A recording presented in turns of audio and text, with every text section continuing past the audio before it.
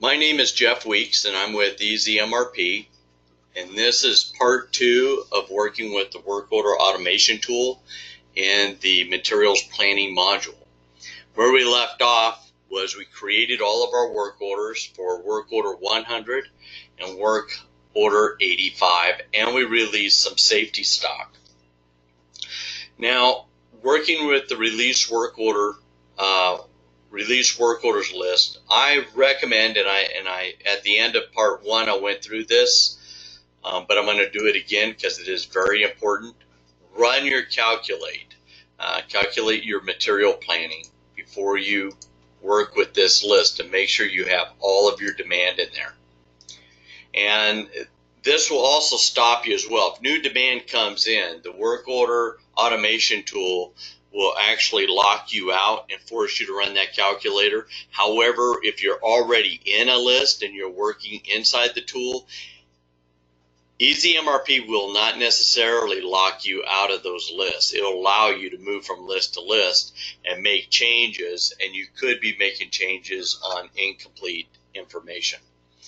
So we're going to go back to our release work orders release.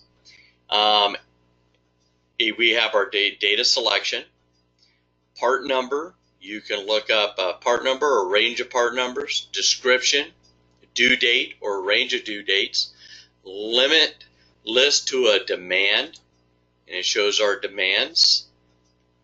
And notice we have a lot of work orders to be built, but we really only have 2 demands.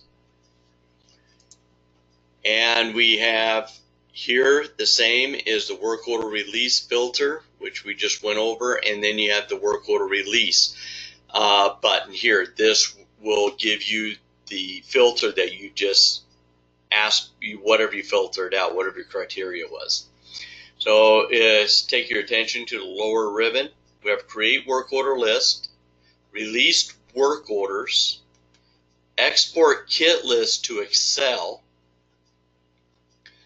And I'm gonna stop right here. I'm just gonna go over this real quick. Export kit list to Excel. You can do this, and when Z MRP is exporting it to Excel, you can see what part numbers it's exporting, and you can choose to look at this as a single level BOM, an indented BOM, or merely a summary in your Excel spreadsheet. I'm going to bring you over to the left, and when it says effective and obsolete dates. So if you're substituting parts in any of your bills of materials, you may want to use these dates. Or if you would like, you can ignore those dates and just release the bills of materials in their current state. Over here we have the third button from the right. We have the work order create list. This will take us up to the work order create list. And we have the work order close list. This will take us forward into the work order close list. And this is what I was saying, is if you're working between the lists with these buttons in the lower ribbon, Z MRP may not necessarily catch the fact that you need to release. You may have some additional demand. So we're going to go over here and use our create work order release list button to create our work order. Now notice the quantity to be released is editable. So if I want to only release 10 instead of 20, I can change that. So you can adjust how much you want to release. However, Z MRP, we defaulted to the total amount to be released. And for this demo, I am going to leave everything at 100%. I'm not going to do any partials.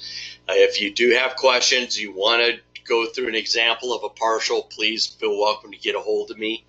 Again, my number is 1-800-617-1684.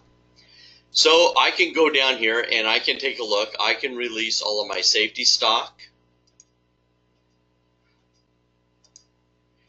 And I'm just going to go through a few ways of using this data. I know my widget is my top level product. And I know that my SA1 is top level. And how I know that is that there is no slash in front of the W. If there is a slash or two slashes, that means it's not the top level product. It's a subassembly. So this would be a level 2 subassembly. This would be a level 1 subassembly. In this safety stock, the SA2 would be a level 2 subassembly. And the SA2, when work order 100, would be a first level subassembly. All safety stock starts out on the first level. We did that so it could be easily identified. Another way of using this list is I can just merely go by my due dates. I can just say, well, you know what, tomorrow is the 30th, so I probably want to go ahead and do that. But I have enough time for the rest of these, so I might as well go ahead and do my safety stock and release for tomorrow's production. All right, that's one way of doing it, but I'm not going to do it that way. I'm going to do it a little different. I am going to go ahead and I am going to release all of the sub-assemblies. So that's a sub-assembly, that's a sub-assembly, that's a top-level assembly, but it has no sub-assemblies, so I'm going to go ahead and release it. The SA2 is a sub-assembly. The safety stock for the widget is a top assembly, and the widget work order is a top assembly, so I will not release those. If I select this button, Print Kit List, upon release, the printer that you have this set up to will automatically start printing all those kit lists for you. Or if you have a traveler, you'll start printing the travelers for all the work orders. So, but for this demo, I'm going to leave that unchecked. And I'm not going to create an Excel spreadsheet. If you would like, shoot me an email. If you'd like a video of me doing that, send me an email at info@e-z-mrp. So I'm going to go ahead and release all my work orders. Ready to release work orders? Okay. Now what it's doing is it's bringing up all the audit records. Just like it does in the demand side and on the supply side. Anytime you make a transaction in Z MRP anywhere, it creates this audit record. So I'm just going to go ahead. I'm not going to go through the details of the audit record.